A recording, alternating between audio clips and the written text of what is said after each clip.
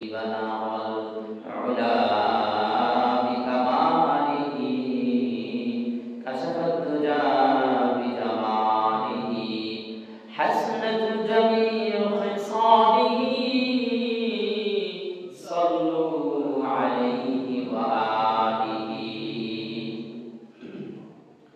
আলহামদুলিল্লাহ। মহান আল্লাহ সুবহানাহু ওয়া তাআলার দরবারে লাখ কোটি শুকর যে মহান রব্বুল আলামিন পবিত্র শুক্রবার জুমাতে সালাতের উদ্দেশ্যে আপনি আমাকে দুনিয়ার সমস্ত কাজ কর্ম থেকে ফারিগ করে আল্লাহ তাআলার মসজিদে আসার বসার ইবাদত করার তৌফিক দান করেছেন। এজন্য সকলেই অন্তরের অন্তঃস্থল থেকে কালিমাতুশ শুকর আদায় করি। সকলেই উচ্চ আওয়াজে শুকরিয়া উঠে পড়ে নিই আলহামদুলিল্লাহ আলহামদুলিল্লাহ।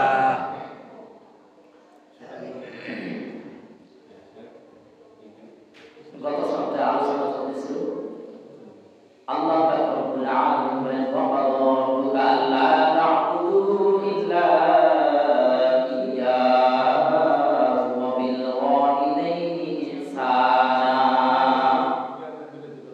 আল্লাহ রাব্বুল আলামিন এই পৃথিবীতে সমস্ত মানুষের উপর প্রথম নাম্বার দুইটা কাজ সমস্ত কাজ কর্মের আগে এক নম্বর হলো আল্লাহ তা'বুদু ইল্লা ইয়্যাহু, আল্লাহ তাআলার ইবাদত করা। দুই নম্বর হলো বিল ওয়ালিদাইনি ইহসানা, পিতামাতার সাথে সৎ আচরণ করা, পিতামাতার খেদমত করা। যত কাজকর্ম আছে সব কাজকর্ম করার আগে আল্লাহ তাআলার দুইটা হুকুমের প্রথম নাম্বার হুকুম হলো আল্লাহ তাআলার ইবাদত করা। এটা প্রত্যেকটা মানুষের প্রথম কাজ, আল্লাহ তাআলা হুকুম ফরজে আইন। দুই নম্বর হলো পিতামাতার খেদমত করা, এটা ফরজে আইন। আল্লাহ তাআলা ইবাদতের পর করে পিতামাতার খেদমত করা। আলোচনা করতেছিলাম গত সপ্তাহে আল্লাহ রাব্বুল আলামিন দুইটা হুকুম সর্বপ্রথম সকল মানুষের উপরে সর্বপ্রথম এই দুইটা হুকুম, সমস্ত কাজ কর্মের আগে দুইটা হুকুম। দুই নম্বর হুকুম নিয়ে আলোচনা আল্লাহ তাআলা পিতামাতার খেদমত করতে বললেন, এটা ফরজে আইন। আপনি আমার মা বোনের খেদমত করা আপনি আমার উপর ফরজ।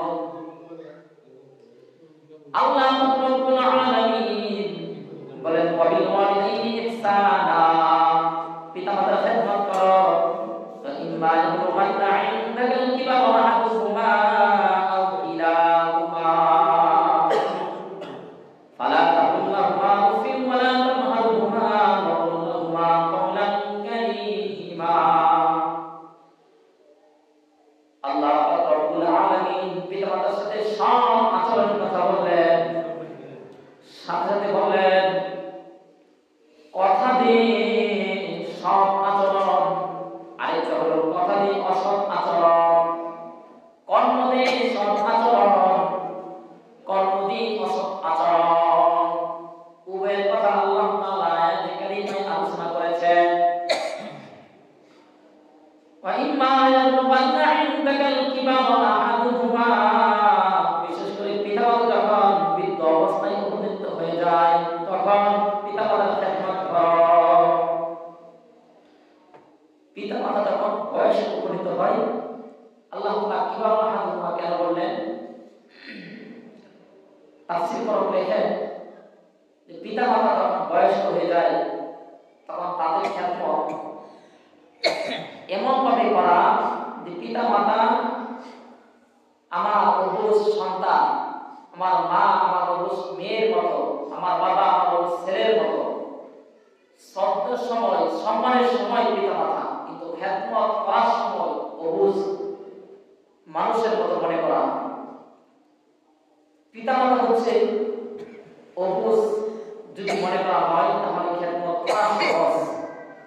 নিশ্চয়ই একজন মা বাবার সাথে যখন অবুঝ ছেলে কোনো কিছু বলে তখন মা বাবা কষ্ট পায় না। কেন? সন্তান অবুঝ বুঝে না। আহা মেয়েটা দুষ্টমি করে, ছেলেটা কথা শুনে না, ও বুঝ হয় না, মা বাবা কষ্ট নেয় না। ঠিক পিতামাতা যখন বয়সে উপনীত হয়ে যায় তখন তাদের কোনো কথা কর্মে মনে মনে কষ্ট না নেওয়া, বরং তাদের খেদমত করা, এরকম মনে করা আমার মা বুঝে না, আমার নাবালিক মেয়ের মতো, আমার বাবা বুঝে না, আমাকে এই কথাটা বলে ফেলেছে, ও বুঝ। কারণ মানুষ যখন বয়স উপনীত হয়ে যায় তখন বাচ্চাদের মতো তাদের বেদা হয়ে যায়। এই জন্য আল্লাহ তাআলা বলেন মা বাবার সাথে এমন আচরণ করো মা বাবা যেন কষ্ট না পায়।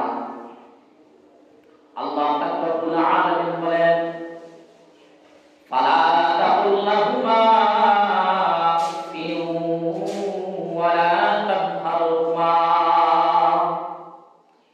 পিতামাতার সাথে মা বাবার সাথে এমন আচরণ করো না মা বাবা কষ্ট পেয়ে যেন নিজেকে নিজে না বলে আহা আমার সন্তান আমাকে কষ্ট দিতে পারলো, নিজেকে নিজে যেন এরকম বলতে না পারে, জিজ্ঞাসা না করে আমার সন্তান আমাকে কষ্ট দিল।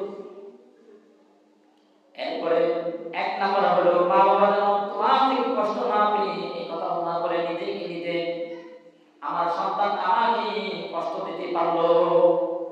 দুই নাম্বার হলো মা বাবাকে এমন কষ্ট দেওয়া যাবে না যে কষ্ট পেয়ে মা মানুষকে দেখে বলতে থাকে, বাবা মানুষকে দেখে বলতে থাকে ও জানা দেখো আমার ছেলে আমার সাথে কি আচরণ করে, দেখো দেখো আমাকে কষ্ট দেয়।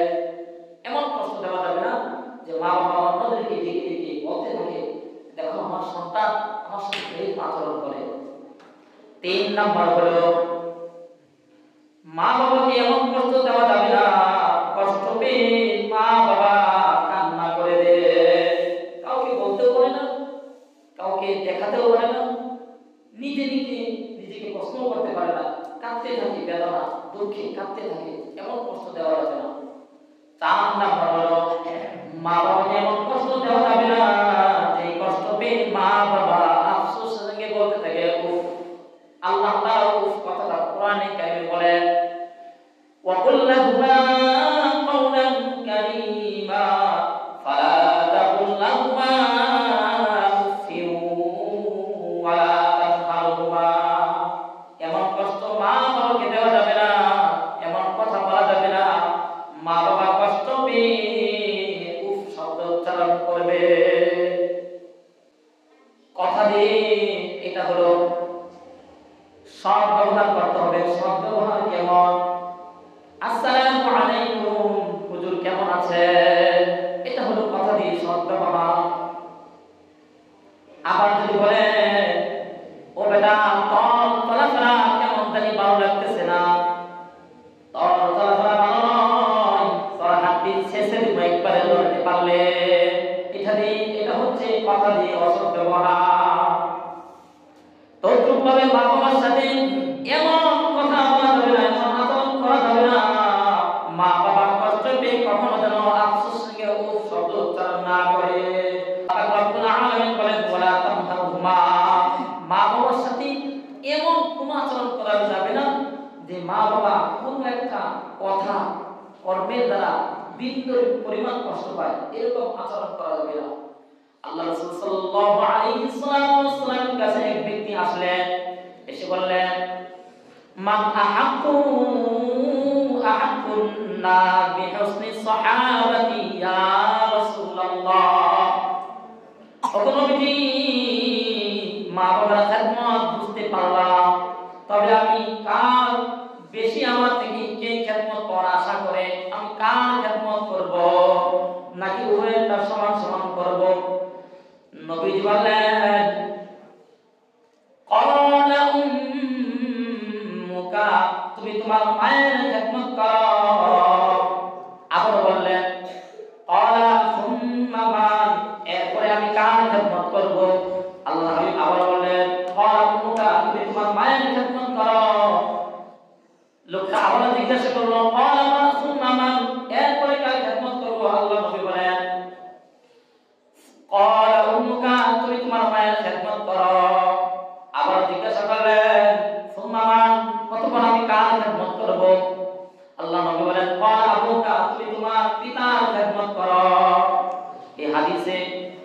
নবীজি প্রথম 3 বার মায়ের কথা বললেন, চতুর্থবারে বাবার কথা বললেন। এর একটা কারণ আল্লাহ পাক রব্বুল আলামিন বলেন, হামাতুহু, তোমার মা তোমাকে পেটে ধারণ করেছেন। তোমার মা তুমি পেটে রাখা অবস্থায় কত যন্ত্রণা সয়েছেন।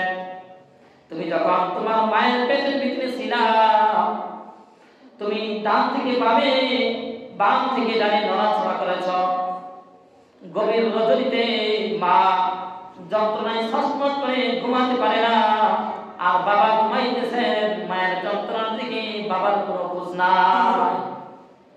তোমার মা এভাবে যন্ত্রণা কষ্ট সহ্য করে এক পর্যায়ে বিছানার চাদর টেনে বালিশের কভার কামড়াইতে থাকে, আর কষ্ট যন্ত্রণা সইতে থাকে। তারপরে বাবাকে ডাক দেয় না। এভাবে মা যখন চোখের পানি ছেড়ে দিল, এক ফোঁটা চোখের পানি, বাবা ঘুমাইতেছে, ঘুমান্ত বাবা শরীরের উপরে এক ফোঁটা পানি পড়ে যায়। এবার বাবা জিজ্ঞাসা করে কি হয়েছে, বিবিকে জিজ্ঞাসা করে। বিবি বলে, আমার সন্তান পেটের ভিতরে নড়াচড়া করতেছে, আমার কষ্ট হইতেছে, মনে হয় কলিজাটা বের হয়ে যাইতেছে। হামালাতুহু, মার পেটের ভিতরে যখন নড়াচড়া করতাম তখন মা কষ্ট হইতো, কষ্ট সহ্য করতো। এরকম ভাবে দুনিয়াতে আসার সময় প্রসব যন্ত্রণা মা সহ্য হয় না। এক পর্যায়ে সহ্য করতে করতে আল্লাহ পাক রব্বুল আলামিনের হুকুমে যখন দুনিয়াতে এসেছি, আপনি আমার চেহারা দেখি মা বাবা মায়ের কষ্ট, সমস্ত কষ্ট লাঘব হয়ে গিয়েছে। এখানে শেষ নয়, মা বাবা লালন পালন করেছে, বিশেষ করে মায়ের অবদান। বাবা বাইরে, বাসার বাইরে থাকেন, মা সবসময় সন্তানের যত্ন রাখেন। এমনি ভাবে মা সন্তান কখন ক্ষুধার্ত হয়, সন্তানের গরম লাগতেছে নাকি ঠান্ডা লাগতেছে, পেশাব করে দিলে কাপড় পাল্টানো, বিছানার চাদর পাল্টানো, বিভিন্ন খোঁজ খবর রাখেন। সবথেকে বেশি মা যত্নশীল হয়ে রাখেন, সন্তানকে আগলে রাখেন। সন্তানকে 2 বছর দুধ পান করানোর পর সন্তান যখন কথা বলতে থাকে, সর্বপ্রথম সন্তানকে ভাষা শিক্ষা দেয় মা। এখানে ছোট্ট একটা কথা, সন্তান যখন ছোট হয়, এখানে মা বাবার কিছু হক রয়েছে সন্তানের উপর। সন্তান যখন কথা বলতে শিখে, মুফাসসির কেরাম লেখেন, সন্তানের প্রথম শিক্ষা যদি হয় আল্লাহ, তাহলে আল্লাহ তাআলা খুশি হয়ে যায়। ফেরেশতাদের মজলিসে আল্লাহ পাক রব্বুল আলামিন প্রশংসা করে বলতে থাকেন, বিশেষ করে মা বাবার প্রশংসা। দেখো কেমন মা বাবা সর্বপ্রথম আমি আল্লাহ সৃষ্টিকারী, সৃষ্টিকর্তার নামটা শিক্ষা দিয়েছে। এজন্য আমাদের উচিত সন্তান যখন কথা বলা শিখতে পারবে, আস্তে আস্তে কথা বলা শিখবে, প্রথম কথা যেন আল্লাহ শিক্ষা হয়। এজন্য আল্লাহর হাবিব রাসূল সাল্লাল্লাহু আলাইহি ওয়াসাল্লাম ওই সাহাবীকে বললেন, তুমি, সাহাবী জিজ্ঞাসা করলেন আমি কার খেদমত করব? আল্লাহ হাবিব বললেন তুমি তোমার মায়ের খেদমত করো। অতঃপর কার? আল্লাহ হাবিব বললেন তুমি তোমার মায়ের। অতঃপর কার? তুমি তোমার মায়ের। 3 বার হাদিসের ভিতরে আল্লাহ রাসূল মায়ের কথা বললেন, চতুর্থবারে বললেন তোমার বাবা। আসলে মায়ের যে কষ্ট করেছে, এরকম কষ্ট বাবা করে নাই।